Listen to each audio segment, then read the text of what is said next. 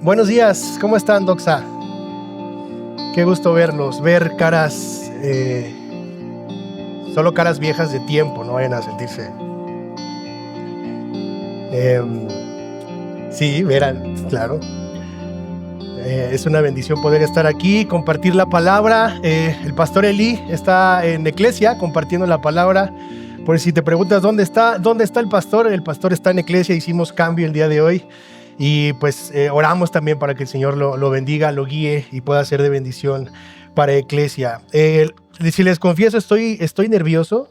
Siempre estoy nervioso, pero hoy estoy más nervioso. No sé por qué me imponen. Pero vamos a continuar con la serie en la que ustedes están. ¿En qué serie están? Gálatas, muy bien. Entonces, levanten la mano, ¿quién ha estado en toda la serie? Santo Dios, golazo. Ok. Bueno, pues espero que se pongan al corriente y que puedan estar escuchando los sermones en Spotify para que no se pierdan el hilo de la serie, ¿verdad? Muy bien, muchachos, pues vamos a lo que nos truje, ¿ok? El título del día de hoy, del sermón del día de hoy, se llama La verdadera libertad. La verdadera libertad. El pastor Julio ya oró, pero me gustaría que oráramos y pusiéramos este tiempo en manos del Señor. Padre, te doy muchas gracias por la bendición y la oportunidad que me das de estar predicando tu palabra. Solo por tu gracia, Señor, te ruego que uses mi vida esta mañana para exponer fielmente tu palabra, Señor, que no haya nada escondido en mi corazón, que seas tú hablando, que sea tu Espíritu Santo redarguyéndonos y convenciéndonos de pecado, de justicia y de juicio, Señor, y que tu evangelio nos confronte, pero que también nos anime, nos exhorte y nos traiga consuelo, Señor, de saber que podemos descansar en ti, Señor. Ponemos este tiempo en tus manos y que siempre sea para tu gloria. En el nombre de Jesús, amén. Muy bien, pues vamos entonces a Gálatas capítulo 5 y vamos a leer del versículo 1 al versículo 15. Gálatas 5, versículos 1 al 15. Dice, para libertad fue que Cristo nos hizo libres. Por tanto, permanezcan firmes y no se sometan otra vez al yugo de esclavitud. Miren, yo Pablo, les digo que si se dejan circuncidar, Cristo de nada les aprovechará. Otra vez testifico a todo hombre que se circuncida, que está obligado a cumplir toda la ley. De Cristo se han separado ustedes que procuran ser justificados por la ley de la gracia, han caído. Pues nosotros, por medio del Espíritu, esperamos por la fe la esperanza de justicia. Porque en Cristo Jesús ni la circuncisión ni la incircuncisión significan nada, sino la fe que obra por amor. Ustedes corrían bien. ¿Quién les impidió obedecer la verdad? Esta persuasión no vino de aquel que los llama. Un poco de levadura fermenta toda la masa. Yo tengo confianza respecto a ustedes en el Señor de que no optarán por otro punto de vista, pero el que los perturba llevará su castigo a quien quiera que sea. Pero yo, hermanos, si todavía predico la circuncisión, ¿por qué soy perseguido aún? En tal caso, el escándalo de la cruz ha sido quitado. Ojalá que los perturban también se mutilaran. Porque ustedes, hermanos, a libertad fueron llamados, solo que no usan la libertad como pretexto para la carne, sino sírvanse por amor los unos a los otros. Porque toda la ley, en una palabra, se cumple en el precepto, amarás a tu prójimo como a ti mismo. Pero si ustedes se muerden y se devoran unos a otros, tengan cuidado, no sea que se consuman unos a otros. Amén. Muy bien, como ya han estado viendo, Gálatas se divide en tres partes. El capítulo 1 y el capítulo 2 podemos decir que es una autobiografía de Pablo, una reunión con Pedro y los apóstoles para respaldar su llamado, para ver si el ministerio que él tenía a los gentiles podía ser confirmado por Dios, por estos pilares de la iglesia. En el capítulo 3 y 4 es la sección altamente teológica. Podemos decir que ahí está el corazón de la carta a los Gálatas. Podemos decir que esa es una expresión o una defensa de lo que significa la salvación solo por la fe. ¿De acuerdo? Y el capítulo 5 y 6 vamos a hablar, o se van a dar cuenta que ahora va a empezar la aplicación, va a empezar la ética cristiana. Toda la teología de los capítulos 3 y 4 que está impregnada en la carta a los Gálatas, ahora en los capítulos 5 y 6 va a ser cómo lo vamos a vivir. Ahora, ¿cómo aplico? ¿Cómo me sirve? ¿Cómo vivo toda esta teología en mi vida? Quiero contarles, si me pueden apoyar con la imagen. Se ve feo, ¿verdad? ¿Sí alcanzan a ver? Ok, Adam Schiff, obsesionado con el judaísmo, apostató de la fe cristiana en la que fue criado. En su celo por la Torá, hizo un plan de asesinar a 14 líderes cristianos, tanto pastores como sacerdotes. Su primer víctima fue el pastor William Schoeneman, de 76 años, líder de la iglesia New River Bible Chapel en Arizona. En su casa lo asesinó, crucificó y luego colocó una corona de espinas en su cabeza. Su segundo objetivo eran 2 sacerdotes en Sedona. Gracias a Dios, al querer entrar al coche de uno de ellos, fue obstruido por una mujer en bicicleta y luego reportado a las autoridades. Ahora está en la cárcel esperando juicio. Le preguntaron, ¿por qué lo hizo? Dijo. Y él dijo, porque los pastores cristianos engañan a las personas al enseñar que hay que adorar a Jesús. Eso es idolatría y la ley exige sentencia de muerte. Luego le preguntaron, ¿pero sientes algún remordimiento por haber matado a ese hombre que según todos los que lo conocían era una muy buena persona que le gustaba ayudar a todos? Respondió, no. Hay que remover el mal de Israel. Pastores y líderes cristianos, tengan cuidado. A medida que más y más se extiende esta gangrena judaizante en la iglesia moderna, más los fieles siervos de Jesucristo que predican a Cristo y no a un estado moderno blasfemo sufrirán persecución. Mis hermanos, lo que vemos en la carta a los Gálatas no es algo que se quedó en ese tiempo y que solo ocurrió ahí. Es algo que podemos ver que sigue ocurriendo en este tiempo y que de un tiempo hacia acá ha empezado a tener un poco de mayor auge. Y los judaizantes comienzan a salir debajo de las piedras. No sé si te ha pasado, pero en Iglesia nos han llegado 3, 4 personas que vienen de sinagogas judías. Y es muy interesante notar su mirada. Es muy interesante ver su vida, ver su trasfondo, ver su estado de ánimo, ver la posición en la que se encuentran y el concepto de Dios que tienen. Y es algo increíble que no podría explicarles. Pero de alguna u otra manera el judaísmo se ha ido infiltrando en las iglesias y los falsos maestros empiezan a ocupar ahora este estandarte. Los eventos que tenemos en el Oriente, en lo que está sucediendo con la guerra de Israel, también nos llevan a que muchos cristianos estén malentendiendo las escrituras.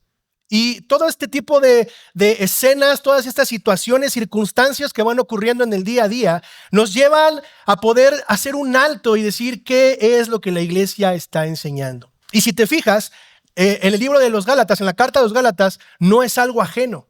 No es algo que solo ocurría en ese tiempo, como te decía hace un momento, ha ido transcurriendo y sigue presentándose hasta nuestros días. El título del sermón, como te decía hace un momento, es La verdadera libertad y vamos a dividirlo en 4 puntos, en 4 partes. El punto número 1 lo vamos a ver en el versículo 1, que es como una introducción y lo he titulado ¿Qué significa ser libre? ¿Qué significa ser libre? El punto 2, versículos del 2 al 6, lo he titulado ¿Cuáles son las consecuencias mortales de abrazar una falsa religión? El punto 3, versículos 7 al 12, ¿cuáles son las consecuencias de los que incitan una falsa religión? Y el punto 4, no se pasen de libres. No se pasen de libres. Versículos 13 al 15. El mensaje para hoy, el resumen de toda la predicación, que si todo lo que se te olvida, de todo lo que digas se te olvida hoy, o si estás en el celular con la Biblia, pero de repente te entra un mensaje del Facebook y te distraes, es el siguiente. Solo el evangelio me puede ayudar a experimentar la verdadera libertad. ¿Lo puedes leer conmigo? Solo el evangelio me puede ayudar a experimentar la verdadera libertad. Ok, mis hermanos, pues entremos al punto 1. ¿Qué significa ser libre? Fíjate, Pablo está diciendo en el versículo 1 del capítulo 5, para libertad fue que Cristo nos hizo libres. Por tanto, permanezcan firmes y no se sometan otra vez al yugo de esclavitud. Una pregunta que le podríamos hacer al texto es, ¿de qué es que Cristo nos hizo libres? ¿Cuál es esta libertad de la que Pablo está hablando? ¿Por qué Pablo comienza diciendo, para libertad fue que Cristo nos hizo libres? ¿Cuál es esa libertad? ¿De qué es que Cristo nos ha hecho libres?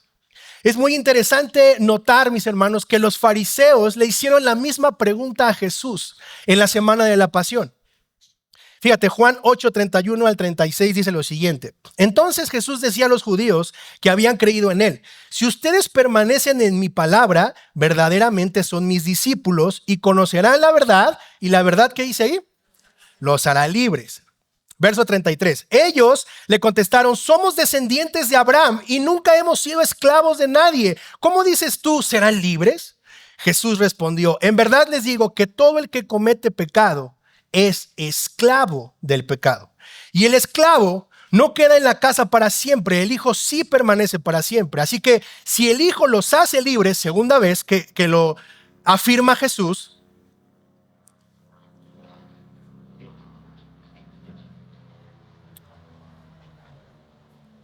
bendito México, ¿verdad? O sea, cuando no es la de los... A eso, ahorita falta que pase el de la basura. Yo ya me acostumbré porque en esa pasa muy seguido, pero bueno, es parte del audio. 38. Es la segunda vez que Jesús afirma y dice que Él los hará libres. Yo hablo lo que he visto con mi Padre, ustedes entonces hacen también lo que oyeron de su Padre. Ahora, date cuenta cómo estos fariseos, estos eruditos en la ley, intentan persuadir a Jesús y confundirlo, y confundir al pueblo, acerca de que no pusieran su mirada en Él, no creyeran en lo que Él estaba diciendo. Y Él les está diciendo: hey, todo el que está conmigo, todo el que es mi discípulo, el que es un discípulo verdadero, ese, el que cree en mí, ese será verdaderamente libre. Para libertad fue que Cristo nos hizo.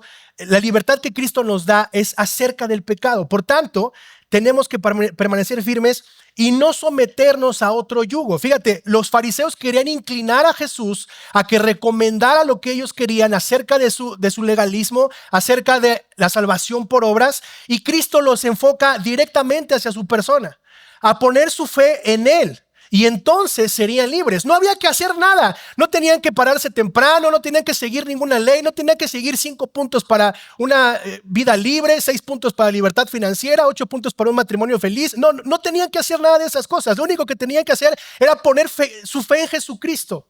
Eso es lo que Jesús les está diciendo. Y Pablo está diciendo: para libertad fue que Cristo nos hizo libres, porque a estos Gálatas ya se les había olvidado lo que Cristo había hecho en la cruz por ellos.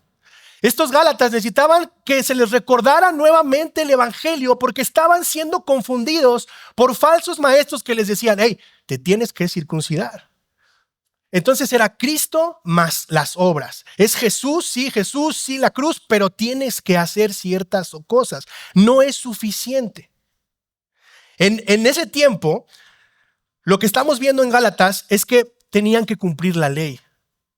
Y los judaizantes insistían, infiltrados en las iglesias, en que algo más tenías que hacer. Es que no es suficiente solamente creer en Jesús. No sé si te pasó a ti, pero a mí sí me pasó. Cuando comencé a leer la sana doctrina, cuando comencé a involucrarme en la sana doctrina, se me hacía inconcebible que yo no podía hacer nada por mi salvación. ¿Te ha pasado? Es como de, ok, sí. Dios nos ama, Jesús fue a la cruz, Él nos salva, pero algo tuve que haber hecho bien. O sea, por lo menos el sí, Señor, heme aquí, ¿no? O sea, por lo menos ese tuvo que haber salido de mí. Algo tuvo que haber salido de mí. ¿Cómo me pueden decir que yo no hice absolutamente nada? Y eso era un conflicto en mi mente todo el tiempo. Y estoy seguro que en el tuyo también. Hay algunos que nos costó más trabajo entender y nos aferrábamos a esta idea de no puede ser que yo no haga nada. No, o sea, yo no compro eso. Entonces, mis hermanos, la libertad que Cristo nos da, la libertad con la que Pablo comienza el texto en esta introducción, porque esta va a ser la base de todo el desglose que Pablo va a decir, tiene que ver con la libertad que Cristo nos da. Cristo nos ha liberado del pecado. Cristo vino a hacernos libres para cumplir la ley, porque no la podemos cumplir. Cristo vino y la cumplió y nos hizo libres de esa ley. Y Cristo nos ha librado de la muerte espiritual eterna. Entonces son 3 cosas. Nos libra del pecado, nos libra de la ley y nos libra de la muerte espiritual eterna. De manera que, así como encontramos la respuesta a la pregunta del inicio, ¿no? ¿Para qué nos hace libres Cristo? Pablo sigue diciendo: por tanto, en conclusión, para finalizar, para cerrar esta parte de la libertad, Pablo está diciendo, permanezcan firmes y no se sometan otra vez al yugo de esclavitud. Permanezcan firmes y no se sometan otra vez al yugo de esclavitud. Es muy interesante notar que Pablo usa la palabra yugo. Recordemos que Pablo era un excelente teólogo. Su maestro fue Gamaliel, no era cualquier persona. Pablo conocía la escritura, Pablo conocía lo que estaba diciendo, Pablo no hablaba a la ligera y es interesante que ocupa este lenguaje. Ahora, ¿recuerdas quién habla de un yugo también? El mismo Jesús. Fíjate, Mateo 11, 27 al 30 dice, todas las cosas me han sido entregadas por mi Padre y nadie conoce al Hijo sino al Padre, ni nadie conoce al Padre sino el Hijo, y aquel a quien el Hijo se lo quiera revelar. Verso 28, vengan a mí todos los que están cansados y cargados y yo los haré descansar.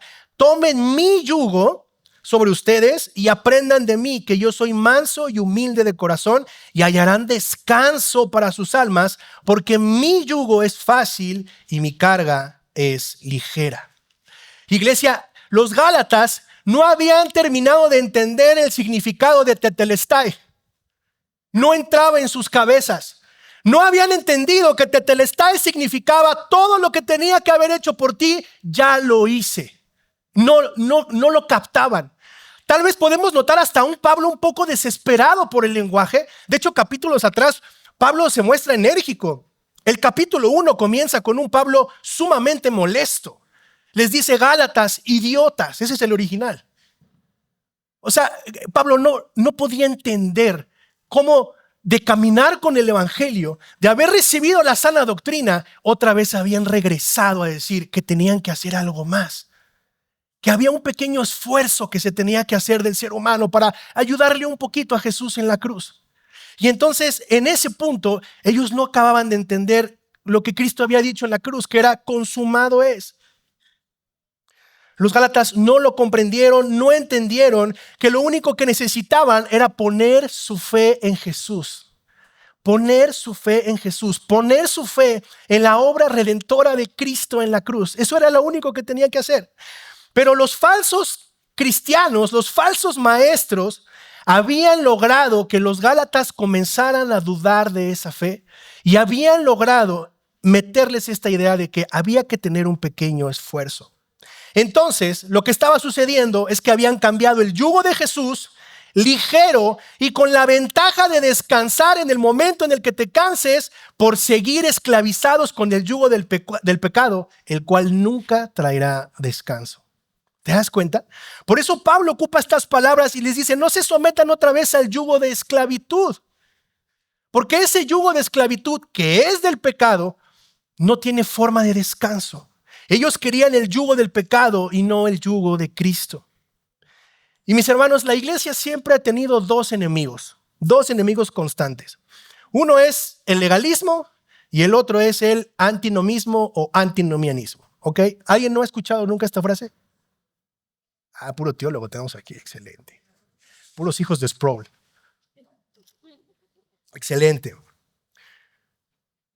¿Qué es el antinomismo? El antinomismo, como su palabra lo indica, es no ley o negar la ley. Esto quiere decir que hay un abuso de la misma gracia. Mientras que el legalismo suple la gracia porque son más importantes mis obras que las de Cristo. ¿Ok? Esa es la diferencia. No nos vamos a meter en palabras rebombantes. Simplemente quiero que puedas entender el concepto. ¿Ok? El antinomismo es negar la ley, decir que no existe la ley, es un abuso de la gracia, es decir, Cristo me salvó, amén, aleluya, yo puedo vivir como se me pegue la gana porque la salvación no se pierde. Y el legalismo vive poniéndole adornos y cosas, mandamientos a lo que Cristo ya hizo. Entonces, yo necesito ayudar a Cristo para poder ser salvo. ¿Alguien de aquí viene de una iglesia de encuentros? ¿No? ¿Soy el único raro aquí? Ok. Y cuando yo iba a esa iglesia, si tú no te ibas al encuentro, tal vez tú no eras cristiano, hermano, porque tenías que vivir la experiencia. Entonces la cruz no era suficiente, poner tu fe en Cristo no era suficiente, necesitabas el encuentro. Porque si no te ibas al encuentro, entonces eso no hacía un clic en el palomeo cristiano que debías de llevar o que debías de tener. Y eso es exactamente lo que estos hombres están haciendo en este momento. Ahora, Una vez que entendemos esta parte y que vemos estos dos enemigos, vamos a hablar de ellos durante todos los demás puntos. Así es que vamos al punto número 2, versículos del 2 al 6. ¿Cuáles son las consecuencias, hablando del legalismo, mortales de abrazar el legalismo? ¿Cuáles son las consecuencias mortales de abrazar el legalismo? Fíjate bien, versículo 2 dice, miren, yo Pablo les digo que si se dejan circuncidar, esta es la base. Sobre esto es lo que va a hablar Pablo. Si ustedes se dejan circuncidar, fíjate qué fuerte, Cristo de nada les aprovechará. Cristo de nada les aprovechará. ¿A cuántos de aquí los ha parado un policía de tránsito? Ahora sí levantan la mano todos, ¿eh? Entonces, eso solo pasa en México, ¿no? Entonces, imagínate que te para el de la patrulla, que ahora ya son patrullas más sofisticadas, ya no se ven, o sea, ya se ven más Robocops los polis. Te para y te dice, oiga, usted se ha pasado un alto, ¿no? Y saca su infracción, y creo que ya traen hasta terminal, ¿no? Ya traen hasta terminal para que ahí mismo pagues tu infracción.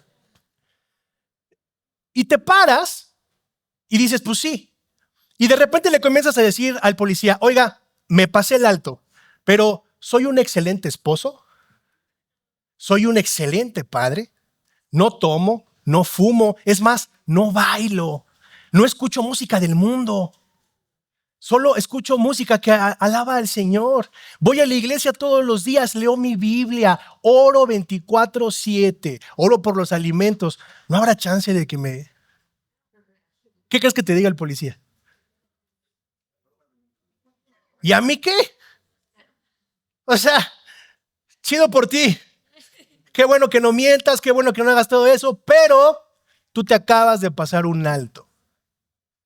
Entonces, date cuenta cómo así opera el legalismo. Si tú quieres vivir de esa forma, tú tendrías que cumplir con todo lo demás, porque con una sola cosa que falles, estás muerto, hermano. No hay manera de que puedas salir. Y entonces, ¿cómo vive un matrimonio legalista? El matrimonio legalista vive fingiendo lo que realmente no es. Y entonces el esposo anda según amando a su esposa, ¿no? Y le lleva flores y le lleva rosas solo porque tiene que cumplir. Y la esposa dice que se tiene que someter a su esposo. Entonces, si el esposo dice verde o dice rojo, ahí va la esposa bien obediente, verde, rojo, lo que él diga, ¿no? En la iglesia donde yo iba me enseñaban que la esposa era como la sirvienta del esposo, tenía que servirlo porque esa es la forma de sujetarse al esposo. ¿Cómo es en el trabajo? No. O sea, yo tengo que llegar temprano. Y llego primero que todos. No está mal llegar temprano, pero ¿qué es lo que querías? Que todos te vieran llegar temprano, ¿no? Los hijos no pueden cometer errores, los hijos no se equivocan, los traes a raya, los jóvenes igual, y los traes aquí como un jabón. ¿Qué pasa cuando oprimes un jabón? ¿Qué pasa con el jabón? Se termina yendo, ¿no? Es exactamente lo mismo. Y la iglesia es así. Llegas a la iglesia y entonces hasta llegas así. Hay algunos que llegan así como... Van a escribir Hechos 29, ¿verdad? Y dices, wow, yo quiero ser como él. Oye, hermano, Dios me dio una palabra para ti. Aleluya. Y ahí escuchas atento al hermano, ¿no? Y las profecías y todas estas cosas que todos sabemos y que de ahí venimos. Y sabes que eso es un contraste legalista. ¿Sabes por qué? Porque lo único que está sucediendo en el corazón de todas estas personas y de todos estos ejemplos, no de ustedes, de todos estos ejemplos, es que estás buscando la aprobación de la persona, estás buscando la aprobación de la iglesia, estás buscando la aprobación de tu esposo, de tu esposa, de tus hijos. Estás haciendo obras para verte bien. El evangelio, la verdadera religión, la palabra religión significa religare, o sea, ligado a. Y el evangelio, la verdadera religión está ligada a Cristo, mientras que el legalismo está ligado al ser humano, o sea, tú. El legalismo está ligado a lo que tú puedas hacer, a tu propio esfuerzo, a cómo te ves tú, a cómo sales adelante tú, a qué tanto puedes resaltar de la sociedad y cómo tú puedes ser siempre mejor. Y hay algunos que dicen, pero Cristo está contigo. Jesús vino para cumplir la ley que no podemos cumplir y esa es una libertad que Cristo ganó en la cruz. Ahora, si ustedes se dejan circuncidar, ¿qué es lo que Pablo está diciendo ahí? Si ustedes se dejan circuncidar, van a ocurrir tres cosas. La primera es lo que dice el versículo 3. No, el 2, perdón. Cristo de nada les aprovechará. Es decir, si ustedes dicen que tienen que hacer esto, aparte de poner su fe en Jesús, entonces Jesús no sirve. Su vida, su muerte, su resurrección, o sea, el evangelio no sirve de nada. Si ustedes hacen eso, lo que ustedes están diciendo es: Cristo de nada me sirve. No me sirve para nada. La obra de la cruz no me sirve para nada. Si hacen esto, entonces están diciendo que el cumplimiento de la ley por medio de la vida de Cristo a mí no me sirve. Lo que me sirve es la circuncisión. Lo que me sirve es hacer obras. Lo que me sirve es ganármelo por mi propio esfuerzo. Entonces estás obligado a cumplir la ley de Moisés y tienes que cumplir la ley de forma moral, ceremonial y la ley alimenticia. ¿Y sabes qué? Como el ejemplo del policía, no tienes una sola oportunidad para fallar. Si fallas, estás frito. Estás condenado. Imagínate cuántas condenas tendríamos. O sea, creo que no acabaríamos. ¿Cuántas condenas habría en nuestra contra? Pero Jesús vino a ofrecernos que cuando hubiera fallas hay un camino de regreso hacia Dios. Y los gálatas no están entendiendo eso. Y gracias a eso tenemos perdón, salvación, vida eterna, restauración, justificación y podemos caminar de nuevo juntamente con Cristo. Eso es lo que Jesús está ofreciendo. Eso es lo que Pablo les está diciendo. Pablo les está tratando de hacerles ver que es imposible cambiar la salvación por gracia que ponerlo en el yugo de esclavitud. Y ellos están eligiendo el yugo de esclavitud. Fíjate, Santiago 2:10 dice: porque cualquiera que guarda toda la ley, pero falla en un punto, se ha hecho culpable de todos. Ahora, la cosa se pone más gruesa, mis hermanos. Entonces, si se dejan circuncidar, Cristo de nada les aprovecha. Verso 3. Otra vez testifico a todo hombre que se circuncida que está obligado a cumplir toda la ley. Está obligado a cumplir toda la ley. Versículo 4. De Cristo se han separado ustedes que procuran ser justificados por la ley, de la gracia han caído. ¿Has escuchado este término? Cayó de mi gracia. Esa expresión, ¿para qué la utilizamos normalmente? Cuando ya dices, ya, este cuate o esta compañera ya no lo soporto. Bye. Cayó de mi gracia. Pues Pablo está ocupando esa misma expresión para decirles: si ustedes se circuncidan, cayeron de la gracia. El legalista cae de la gracia y está separado por Cristo porque el evangelio no trabaja en él y sus obras trabajan en él. Ahora, ¿se puede tener sana doctrina y ser legalista? La respuesta es sí. ¿Sabes por qué? Porque el problema está en tu corazón, mi hermano. El legalista razona y reflexiona en sí mismo y en sus propias obras, no solo para salvación, sino porque busca la aprobación de los demás.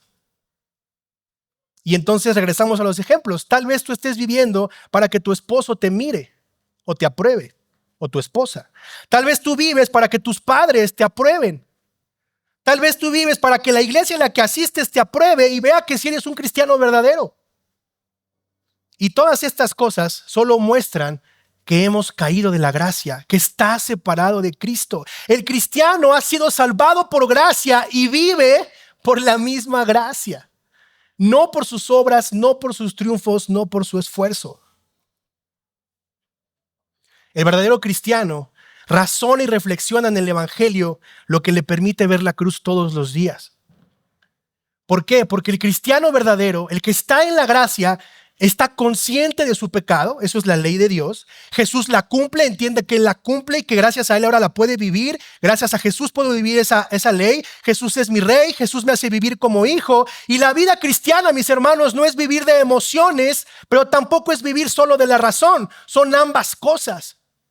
Es una combinación de ambas cosas. De hecho, la misma Biblia no nos permite separar las emociones de la razón. Fíjate, Romanos 12 del 1 al 2 dice: por lo tanto, amados hermanos, les ruego que entreguen su cuerpo a Dios por todo lo que Él ha hecho a favor de ustedes. Que sean un sacrificio vivo y santo, la clase de sacrificio que a Él le agrada. Esa es la verdadera forma de adorarlo. No imiten las conductas ni las costumbres de este mundo, más bien dejen que Dios los transforme en personas nuevas al cambiarles la manera de pensar. ¿Te das cuenta? A cambiarles la manera de pensar. Entonces, una vez que esa forma de pensar cambie, aprenderán a conocer la voluntad de Dios, la cual es buena, agradable y perfecta. Entonces, nuestras emociones y nuestra mente, cuando la gracia opera en nosotros, nos llevan al evangelio y entonces es que podemos vivir en la gracia. Pero cuando estamos llenos de legalismo y solo actúa la razón, solo estamos buscando agradar a los demás o buscando la aprobación de los demás. Ahora fíjate, versículo 5.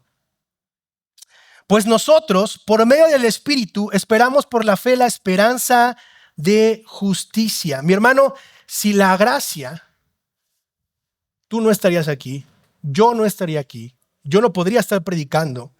Sin la gracia, tú y yo no viviríamos ni pensaríamos como lo acabamos de leer. No podríamos tener la mente de Cristo porque necesitamos la gracia. Es el Espíritu que nos revela a Cristo y entonces vemos y contemplamos su obra para que la misma gracia que opera en nosotros nos habilite para ver la cruz y entonces por medio de la fe puesta en esa cruz, eso produce en nosotros la salvación. Y ahí descansa nuestra esperanza. Ya no descansa en lo que tú tienes que hacer, ya descansa en lo que Él ya hizo por ti. Y eso es un golpe fuerte para nuestras mentes. Porque nuestro corazón caído siempre está buscando hacer algo. Algo tengo que hacer. Y todo esto es exactamente lo que la Biblia nos explica y nos enseña de pasta a pasta. Pero ¿sabes qué? El problema es que hay mucha gente que tiene su Biblia marcada por todos lados. Espero que no hiera susceptibilidades aquí, pero tal vez tu Biblia tiene, si eres así súper melancólico, has de tener tu Biblia con colores, ¿no?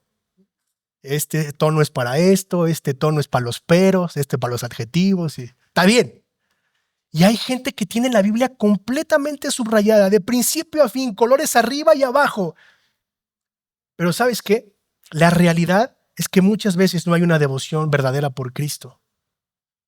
¿Y sabes por qué? Porque la Biblia, o tu Biblia, o mi Biblia puede estar marcado por mí, pero tal vez la Biblia no me ha marcado a mí. Y ese es el problema, mis hermanos. Podemos subrayar todo lo que queramos. Podemos marcar nuestra Biblia las veces que queramos, pero si la Biblia no nos empieza a marcar a nosotros, no hay manera de que entendamos. Y yo te aseguro que hoy puedes entender que la salvación es por gracia, porque la Biblia pudo marcarte, porque a través de ella, que es lo que la Biblia enseña, el Espíritu Santo obró en ti para poder entender esa verdad y dejar de pensar que es tu esfuerzo o es algo que tú puedas hacer. Necesitamos que la Biblia nos marque. Versículo 6 dice: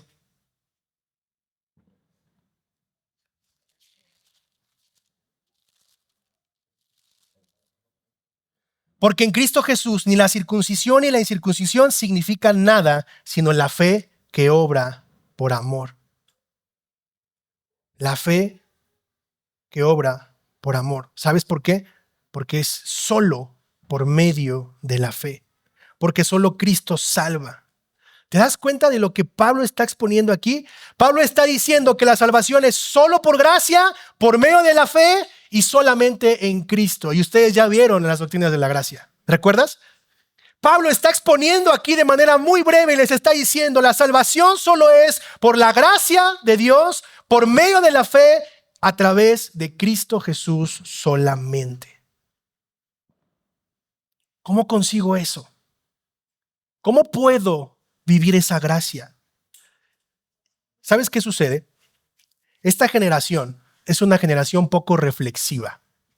Somos una generación que reflexiona poco. La gente lee la Biblia, hace un devocional de 15 minutos, la cierra y nunca más la vuelve a abrir hasta el próximo domingo. Es más, muchos de nosotros leemos algo el lunes y no nos acordamos lo que leímos el lunes. porque tenemos poca reflexión en lo que leemos. Eso no produce fruto. Necesitamos reflexionar lo que estamos leyendo. No basta con solo venir el domingo y escuchar la exposición de la palabra. Tú como creyente deberías de leer tu Biblia y reflexionar en lo que estás leyendo. Y cuando tú reflexionas, tú vas a poderte dar cuenta y vas a ver el carácter de Dios revelado en Jesús para entonces poder pensar y contemplar a Cristo que está puesto en las Escrituras, y entonces esa reflexión va a hacer que pueda seguir teniendo un avance y un crecimiento espiritual en mi vida. Mientras yo no reflexiono la Escritura y solo la leo, eso no trae un cambio a mi vida, porque el cambio genuino en nuestras vidas se da por medio de la reflexión de la lectura de la Biblia diaria, mis hermanos. De nada nos sirve a nosotros como pastores decirte, ¿estás leyendo la Biblia o está atrás de ti? ¿Ya leíste? ¿En qué capítulo vas? ¿Cuánto llevas? ¿Sí lo hiciste? ¿Y por qué no oraste? ¿Y por qué no? Eso no sirve de nada, porque tal vez lo hagas, pero si no estás reflexionando en la misma Escritura, ¿cuándo va a haber un cambio? Vas a seguir cayendo de la gracia y vas a seguir recordando eso, en lugar de que por medio de la Escritura puedas recordar el Evangelio y evites caer de la gracia pensando que son tus esfuerzos. Porque cada que leo y reflexiono, la gracia opera en mí no solo para salvación, sino que también opera en mí para santificación. Eso es algo que todos necesitamos. Necesitamos ser santificados. Todo esto, por ende, me lleva a una vida de oración, una oración con razonamiento previo de la lectura y una reflexión en mi propia oración. Yo te aseguro que muchos de ustedes han cambiado su oración. Han dejado de decir declaro, decreto y establezco por todo es para la gloria de Dios. Por Dios está en control. Dios es soberano. De Él y para Él son todas las cosas. Porque has dejado de ponerte en el centro de tu oración y has puesto a Dios en el centro de tu oración. Ahora, es evidente que algo está pasando con estos hombres. Algo provocó que dejaran de creer en el Evangelio.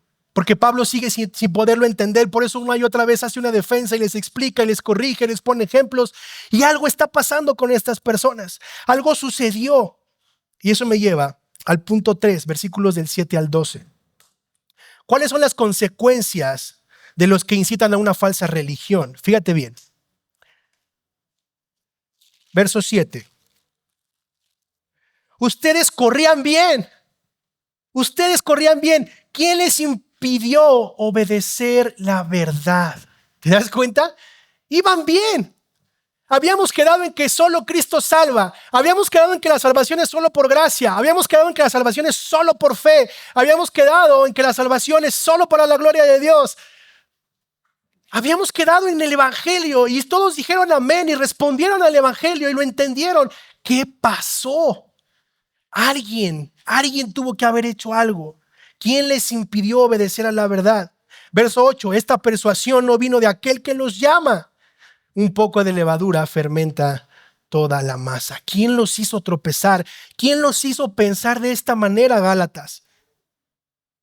En el original, la idea de este versículo es: ¿quién te cortó el camino? ¿Quién se metió en el camino de la verdad para sacarlos de esa verdad? Esta idea de la circuncisión no vino de Dios. Alguien alimentó lo que ustedes están haciendo el día de hoy. Y entonces suceden dos cosas. Tantito mi corazón caído y pecaminoso, más un poco de mala influencia, la mezcla perfecta. Y no vayamos lejos, mis hermanos, nosotros mismos. Dice un libro que se llama Llamamiento Peligroso, de Paul Tripp, que la peor plática que puedes tener es la que tienes contigo mismo. Porque si tú empiezas a hablar contigo, es como: yo lo merezco, ¿por qué me lo hacen? Si yo fuera, si yo hiciera, si a mí me dejaran, y tú puedes, vamos. Si no me echa porras nadie, pues yo mismo, ¿no? Y esa plática comienza a alimentar el corazón caído que todos tenemos. Y entonces, ¿qué sucedió con los Gálatas? Anularon a Cristo, anularon la gracia y entonces aprobaron la ley y aprobaron su esfuerzo. Fíjate, versículo 9. Un poco de levadura leuda toda la masa. Mis hermanos, una pequeña desviación del Evangelio corrompe todo el evangelio. De hecho, las doctrinas de la Biblia necesitan ser bien explicadas para que puedan ser apreciadas, para que puedan ser entendidas. Déjame darte un ejemplo. Fíjate, una cosa es decir que la salvación es por medio de Jesús y otra cosa es decir que la salvación es por medio de Jesús solamente. ¿Te das cuenta? El solamente lo cambia todo. Porque si yo digo es por medio de Jesús, va a llegar alguien que diga, ok, está chido, pero para mí la salvación es esto. Pero si tú dices, para mí la salvación es solamente por medio de Jesús, es que solo hay un camino. No hay varios caminos, es solo uno. Una pequeña palabra hace toda la diferencia. Si decimos que Jesús resucitó al tercer día y sabemos que lo hizo, eso es una realidad, pero es una realidad a medias. Porque Cristo resucitó corporalmente y está sentado a la diestra del Padre intercediendo por nosotros hasta que Él venga. Si le quitamos la palabra corporalmente, entonces la perseverancia de los santos no existiría. Y entonces, ¿cómo es que nosotros llegamos hasta que Cristo venga? ¿Cómo perseveramos en este camino? ¿Te das cuenta cómo una sola palabra puede interrumpir o diluir el evangelio? Entonces es importante que podamos entender esto, porque si no creemos esto, entonces ¿cómo es que los santos perseveran santos? Si Cristo no resucitó corporalmente. Los términos y la doctrina, mis hermanos, del evangelio es completa, porque si le quitas y le agregas algo, es suficiente para perder el evangelio y entonces como consecuencia caer de la gracia. El evangelio es precioso y es preciso. Mis hermanos, el diluir el evangelio no es una cuestión leve, no es, bueno, es que se equivocó, pero pues tiene la idea, no pasa nada, puede cambiar en cualquier momento, pero pues, le falta un poco de entendimiento.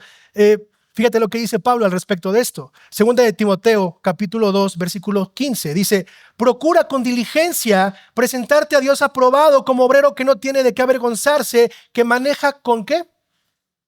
Con precisión la palabra de verdad. Con precisión. Mis hermanos, la Biblia es precisa. Las doctrinas son precisas. El evangelio es preciso y es exacto.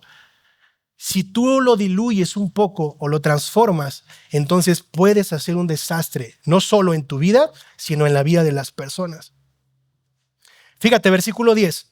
Porque todos los que son de las obras de la ley estaban bajo la maldición, pues escrito está, perdóname, discúlpame, se me movió por el aire. Yo tengo confianza respecto a ustedes en el Señor de que no optarán por otro punto de vista, pero el que los perturba llevará su castigo, quien quiera que sea. Sea quien sea, el que los engañe ya tiene su castigo. Y sabes que, mis hermanos, los falsos maestros existen porque los falsos cristianos los han puesto como maestros. Esa es la realidad. Y con el tiempo yo he entendido por la gracia del Señor que esos lugares existen y esos maestros existen y Dios permite que eso pase y yo no voy a poder exterminarlos nunca. Esa es una realidad. Pero nadie se va a librar del juicio de Dios. Todos vamos a estar en juicio, tanto cristianos como no cristianos. Y ese día, cada quien va a recibir lo que le corresponde. Si tú eres creyente y te has arrepentido, serás juzgado por tus buenas obras. Si tú no eres creyente y te dedicaste a engañar al pueblo de Dios, tú serás juzgado por esas obras. Y yo no quisiera estar en esa posición. Enseñar la palabra de Dios al pueblo de Dios de manera equivocada, mis hermanos, no es cualquier cosa. Cuando Pablo perseguía a la iglesia, ¿qué es lo que Jesús le dice cuando lo confronta? Le dice, Pablo, Pablo, ¿por qué me persigues? Pero Pablo no estaba persiguiendo a Jesús, literalmente. Pablo estaba persiguiendo a la iglesia. Y sin embargo, Jesús le dice, ¿por qué me persigues? Jesús está diciendo, la iglesia y yo somos uno. Si te metes con la iglesia, te metes conmigo. ¿Te das cuenta qué tremendo? Pablo termina haciendo una defensa de si es un falso maestro, como ellos también lo son. Y comienza a decirles lo siguiente. Versículo 11, pero yo, hermanos, si todavía predico la circuncisión, ¿por qué soy perseguido aún? En tal caso, el escándalo de la cruz ha sido quitado. Me persiguen porque les incomoda la verdad. Y me persiguen porque la salvación es por medio de Cristo solamente. Por eso es que me persiguen. Porque si fuera como ustedes, ¿quién me perseguiría? ¿Quién me diría algo? Pero como estamos expresando y hablando de Cristo, eso incomoda. De hecho, Pablo ocupa casi las mismas palabras y es un poco más fuerte en Corintios 5 del 11 al 12. Primera de Corintios 5 del 11 al 12 dice: amados hermanos, si yo todavía predicara que ustedes deben circuncidarse como algunos dicen que hago, ¿por qué entonces? Perdón, no es cierto. Tengo un error aquí en mis notas. Primera de Corintios 1, 21 al 29. Primera de Corintios 1, 21 al 29. Y Pablo ocupa palabras más fuertes justo para expresar esto que tiene que ver con la cruz y con que la gente se alarme por predicar la cruz. Ya que Dios en su sabiduría se aseguró de que el mundo nunca lo conociera por medio de la sabiduría humana, usó nuestra predicación ridícula, porque para el mundo es ridícula, para salvar a los que creen. Es ridícula para los judíos que piden señales del cielo y es ridícula para los griegos que buscan la sabiduría humana. Entonces, cuando predicamos que Cristo fue crucificado, los judíos se ofenden y los gentiles dicen que son puras tonterías. Sin embargo, para los que Dios llamó a la salvación, tanto judíos como gentiles, Cristo es el poder de Dios y la sabiduría de Dios. ¡Wow! ¿Te das cuenta cómo sin la gracia no podemos ver estas verdades? ¿Cómo sin la gracia no podemos ver a Cristo? ¿Cómo es solo por la gracia de Dios? Es algo que no se puede comprar, hermano. No lo puedes conseguir en ningún lado. No está en el río Jordán. No lo puedes pedir por Amazon. No te llega por Mercado Libre. No hay forma de que compres eso. Es solo la gracia de Dios obrando en tu vida. Punto 4, y con esto terminamos. Versículos 13 al 15. Un buen recordatorio. Dice: porque ustedes, hermanos, a libertad fueron llamados, solo que no usen la libertad como pretexto para la carne, sino sírvanse por amor los unos a los otros, porque toda la ley en una palabra se cumple en el precepto: amarás a tu prójimo como a ti mismo. Pero si ustedes se muerden y se devoran unos a otros, tengan cuidado, no sea que se consuman unos a otros. Wow. Las ideologías se han infiltrado en la iglesia y eso es un hecho. Y dan como resultado un falso cristianismo con una vida vacía y sin fruto de un verdadero creyente. Hay varias ideologías, pero creo que hay dos que predominan en las iglesias. Pero quiero que veas que el primer extremo lo tocó Pablo con el legalismo, y aquí Pablo también está dándonos a entender ahora el antinomianismo, o el negar la ley, o el vivir como quieras, porque como Cristo ya te salvó, ahora yo puedo vivir como yo quiera. Pero las ideologías se han permeado en la iglesia y dos de ellas son fundamentales. Es el progresismo y la ideología woke. Y eso está lleno de las iglesias. El progresismo es la ideología que sostiene educar para el cambio constante, comenzando por la exaltación de las sensaciones de existencia y enseñanza, logrando un individuo que comprende, piensa, enjuicie, coopera y contribuya de manera activa y democrática en el proceso educativo, buscando el desarrollo económico, político y social. Eso es el progresismo. Y hay iglesias que se han convertido en esto, donde el evangelio comienza a ser diluido. Y entonces su estandarte es: ven como eres, todo va a estar bien. Dios quiere llevarte a otro nivel. Y frases como estas son pegajosas. La gente, a ver quién no quiere estar en otro nivel aquí. No se me duerman. Siempre se enfocan en lo que la gente quiere escuchar y no resaltan las consecuencias del pecado. El progresismo choca con el evangelio porque no acepta la ley moral de Dios. Los falsos maestros progresistas nunca van a decirte, o en sus iglesias se van a escuchar acerca de pecado, ira, juicio, santidad, disciplina, porque son cosas que jamás enseñarán, porque la gente no quiere escuchar esas cosas. Y son cosas que la Biblia enseña. Mis hermanos, ¿el evangelio qué son? ¿Buenas qué? Ok, pero para que haya una buena noticia, ¿qué tiene que haber antes? Entonces, si no hay una mala noticia, ¿de qué caso tendría la buena? ¿De qué serviría la buena noticia si no hay una mala noticia? No puedes dividir el evangelio, no puedes mutilar el evangelio. Es completo. Estamos bajo la ira de Dios, pero Cristo vino y recibió esa ira por nosotros. Ese es el evangelio completo. Tienen la cruz de fondo, pero dentro de ese fondo está la bandera LGBTQ+, QQQ, W, no sé qué tantas cosas tiene ya. Y eso es ser cristiano, eso es amor. Dios nos ama tal y como somos. Pero la Biblia dice, ni yo te condeno, vete y no peques más. No es síguele dando vuelo a la hilacha, no es no peques más. Hay un cambio, no es haz lo que tú quieras porque Jesús te ama, no, es que hay un cambio.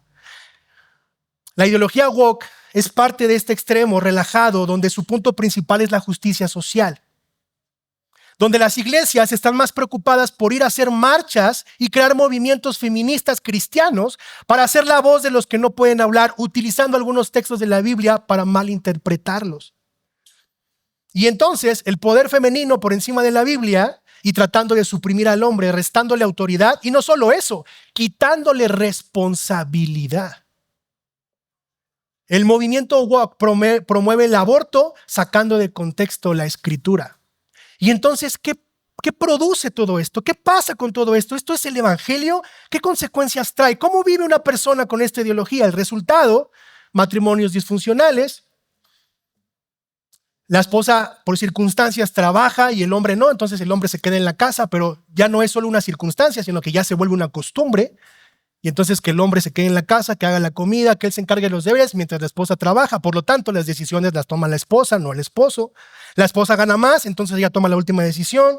Los matrimonios jóvenes prefieren tener perros en lugar de tener hijos. Las personas buscan realizarse antes que comprometerse, son egoístas. Los jóvenes son rebeldes y no tienen respeto por la autoridad. Una generación que es renuente y atea porque no cree en Dios. Una generación que solo ve a Dios como un estilo para vivir y se convierte en una moda para ser buena persona, para ser buena onda. El movimiento de salvo siempre salvo, conocido como el hipercalvinismo, enseña que como Cristo ya te salvó, tú no tienes que hacer ya absolutamente nada y puedes vivir como quieras. Eso es una falsedad. Nosotros no enseñamos eso, esta iglesia no enseña eso, Eclesia no enseña eso, porque eso lo que hace es diluir la cruz y anular la gracia. Más bien es abusar de la gracia. ¿Se puede tener sana doctrina y vivir en el libertinaje? Sí, mis hermanos. Tanto de los dos polos se puede vivir de esa manera, porque el problema sigue siendo el corazón caído del ser humano. El evangelio es el equilibrio de la vida cristiana. La gracia es el poder que opera en nosotros para salvación, pero también para santificación. No los podemos separar. Mis hermanos, Jesús es lo más hermoso, que nos ayuda a ser libres de la esclavitud del pecado y ahora, en lugar de ser de esclavos del pecado, podemos ser esclavos por amor y vivir en una santificación progresiva día tras día, buscando parecernos más a Cristo hasta que Él venga por su iglesia. Cierro con esto. Filipenses 1:1 dice, saludos de Pablo y de Timoteo, esclavos de Cristo. Mi hermano, no hemos dejado de ser esclavos, solo que ahora somos esclavos por amor y respondemos en amor a la gracia que hemos recibido. Ponte de pie conmigo y vamos a orar. Si le pueden hablar al pastor Julio, por favor. Señor, te doy muchas gracias esta mañana por el poder de tu evangelio, Señor. Señor, yo te ruego que nos ayudes a no caer de la gracia. Padre, que tu evangelio siempre nos recuerde el equilibrio que debemos tener, Señor. Que el evangelio siempre sea el centro de nuestras vidas, Señor. Señor, ayúdanos a reflexionar y a meditar en tu palabra todos los días. Señor, muchos de nosotros tenemos vidas ajetreadas, complicadas, agendas difíciles, pero Padre, que eso no sea un pretexto. Hoy Te lo pedimos y te rogamos porque te necesitamos y porque reconocemos nuestra inmensa necesidad de tener un tiempo devocional contigo, Señor.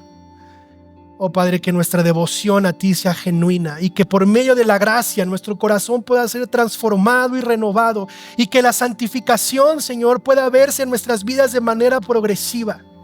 Señor, te ruego que mi vida cambie, que mi carácter cambie, que pueda haber un cambio genuino, Señor. Que ahora, Señor, porque he nacido de nuevo y tu Espíritu Santo mora en mí, haya una conciencia real de mi pecado, Señor. Y en lugar de deleitarme en él, Señor, ahora pueda luchar contra él. Y que por medio de los medios de gracia, la iglesia pueda ayudarme a luchar con mi pecado. Señor, yo te ruego que esta iglesia pueda seguir viviendo en la gracia, centrados en el Evangelio, pero cada día santificándose más y pareciéndose más a Cristo. Te doy gracias por todo esto y te pedimos que tú transformes nuestras vidas. En el nombre de Jesús.